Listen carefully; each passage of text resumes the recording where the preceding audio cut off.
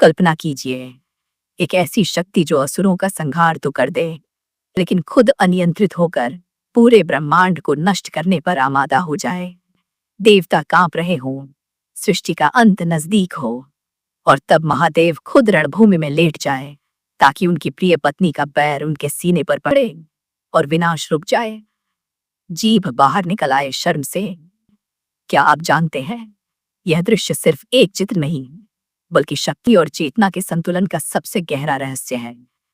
बहुत समय पहले की बात है, जब त्रेता युग या द्वापर से भी पहले के कल्प में देवताओं और असुरों के बीच युद्ध छिड़ा हुआ था। स्वर्गलोक में देवराज इंद्र का सिंहासन डगमगा रहा था। असुरों की सेना ने पृथ्वी, आकाश और पाताल तीनों लोकों में आतंक फैला रखा था। इन असुरों का सेनापति था रक्तबीज, एक ऐसा भयानक दानव जिसकी तपस्या से ब्रह्मा जी प्रसन्न हो गए थे और उसे एक वरदान दिया था। हे रक्तबीज, तेरे शरीर से जितनी भी रक्त की बूंदें धरती पर गिरेंगी, उतने ही 1000 नए रक्तबीज पैदा हो जाएंगे, उतनी ही शक्ति के साथ। यह वरदान सुनकर रक्तबीज हंस पड़ा था। उसने सोचा, अब कोई मुझे मार ही नहीं सकता। उसकी सेना के साथ उसने देवताओं पर हमला बोल दिया। देवता लड़ते लड़ते थक गए। उनके अस्त्र शस्त्र रक्तबीज पर चलते। वह गिरता, लेकिन गिरते ही उसके रक्त की एक एक बूंद से नया नया राक्षस खड़ा हो जाता। युद्धभूमि में रक्तबीजों की संख्या लाखों में पहुंच गई। देवता भागते भागते मां दुर्गा की शरण में गए। हे जगदम्बे, हे महाशक्ति, आप ही हमारी रक्षा कर सकती हैं। रक्तबीज का यह वरदान हमें नष्ट कर रहा है। मां दुर्गा ने करुणा से मुस्कुराते हुए कहा, मैं हूं ना मेरे बच्चों। वे देवताओं के दिए गए सभी अस्त्र शस्त्र लेकर सिंह, बाघ पर सवार होकर रणभूमि में उतरी। उनका रूप चंडिका का था, 10 भुजाओं वाला, हर हाथ में अलग अलग शस्त्र। उन्होंने रक्तबीज पर प्रहार किया। तलवार चली, बाण चले, लेकिन हर बार रक्त की बूंद गिरते ही नया रक्तबीज जन्म ले लेता। युद्ध और भीषण होता गया। मां दुर्गा का क्रोध बढ़ने लगा। उनकी भौहें सिकुड़ गईं। ललाट से एक भयंकर ऊर्जा फूटे। उसी ऊर्जा से प्रकट हुई महाकाली। मां काली का रूप देखकर स्वयं देवता भी सिहर उठे। उनका रंग गहरा काला, जैसे रात का अंधेरा। लाल लाल आंखें, जिनमें आग पैदा कर रही थी। माथे पर तीसरी आंख, जो क्रोध से जल रही थी। बाल बिखरे हुए, मुंह से लंबी जीभ लटक रही थी। गले में मुंडों की माला, कमर में कटे हाथों की माला। वे नग्न थी, केवल बाघ की खाल लपेटे हुए।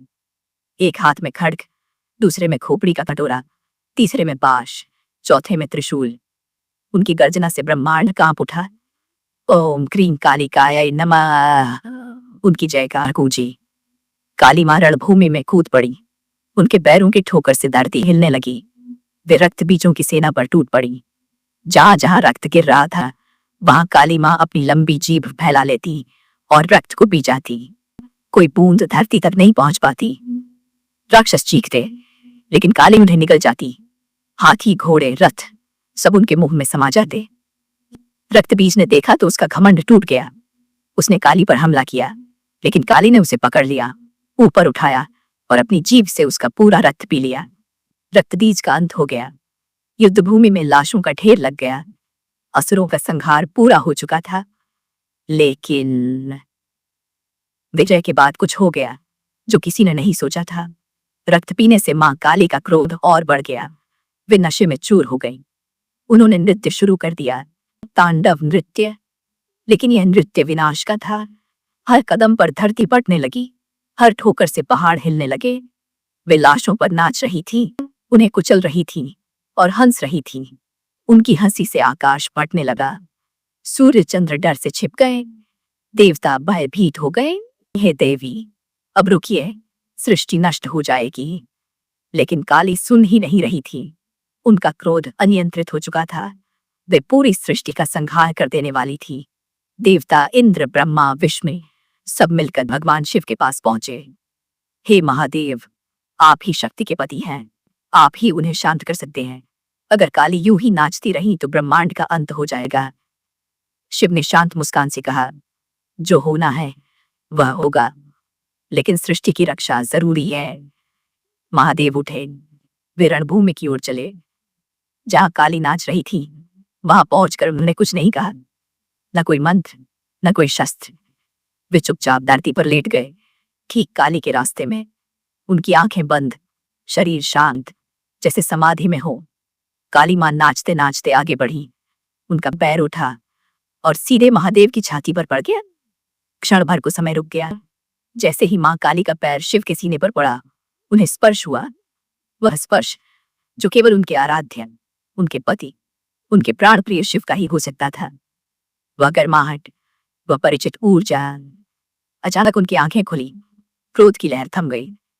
उन्होंने नीचे देखा। उनके पैरों तले पड़े थे महादेव, शांत, प्रेमपूर्ण। हे नाथ, मैंने क्या कर दिया? पश्चाताप की लहर उठी। शर्म से उनका मुंह लाल हो गया। उन्होंने तुरंत पैर हटाया, लेकिन क्रोध इतना प्रचंड था कि शांत होने में देर लगी। उनके मुंह से लंबी जीभ बाहर निकल आई, लज्जा का प्रतीक। वे ठिठक गई। नृत्य रुक गया। विनाशकारी ऊर्जा शांत हो गई। उनका रूप धीरे धीरे सौम्य होने लगा। देवता राहत की सांस लेते हुए देख रहे थे। सृष्टि बच गई थी। मां काली ने शिव को उठाया, उनके चरणों में सिर रखा और रो पड़ी। मुझे क्षमा कर दो प्रभु, मेरी शक्ति अनियंत्रित हो गई थी। शिव ने मुस्कुराते हुए उन्हें उठाया और गले लगा लिया।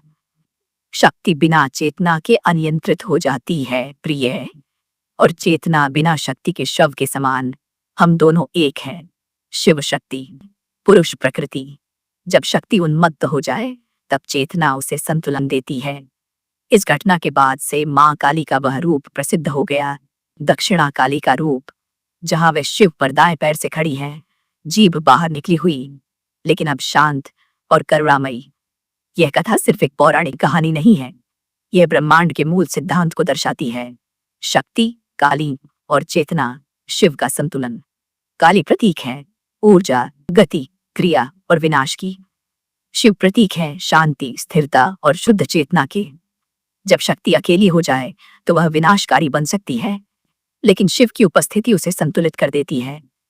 आज भी हम अपनी जिंदगी में देखते हैं, क्रोध, महत्वाकांक्षा, कामना जब अनियंत्रित हो जाए, तब शांत चेतना, ध्यान, विवेक ही उसे रोकेगी। मां काली हमें सिखाती है कि विनाश भी जरूरी है, पुराने को मिटाकर नए का निर्माण करने के लिए। लेकिन वह विनाश संतुलित होना चाहिए। इसलिए मंदिरों में जब आप मां काली की मूर्ति देखें, शिव पर पैर रखें, जीभ बाहर, तो याद रखें, यह शर्म नहीं बल्कि संतुलन का प्रतीक है। यह प्रेम है जो क्रोध को भी शांत कर देता है। इस कथा से हमें सीख मिलती है कि बुराई कितनी भी शक्तिशाली क्यों ना हो, सत्य और धर्म की रक्षा के लिए दिव्य शक्ति सदैव प्रकट होती है। मां काल रात्रि हमें सिखाती हैं कि डर को सामना करने का साहस रखो, अंधकार में भी प्रकाश की तलाश करो। भक्ति से काल भी रक्षा करता है। नवरात्रि के 7वें दिन मां काल रात्रि की पूजा विशेष फलदायी होती है। उनके मंत्र ओम कालरात्रि नमः का जाप करने से भय, शत्रु और नकारात्मक ऊर्जा दूर होती है। जो भक्त निष्ठा से उनकी कथा सुनता या पढ़ता है, उसे मां की कृपा से साहस, स्वास्थ्य और विजय प्राप्त होती है। अगर आपको यह दिव्य कथा पसंद आई हो तो वीडियो को लाइक जरूर करें, सब्सक्राइब करना ना भूलें। साथ ही बेल आइकन दबाएं ताकि मां की हर नई कथा आप तक सबसे पहले पहुंचे। जय मां काली।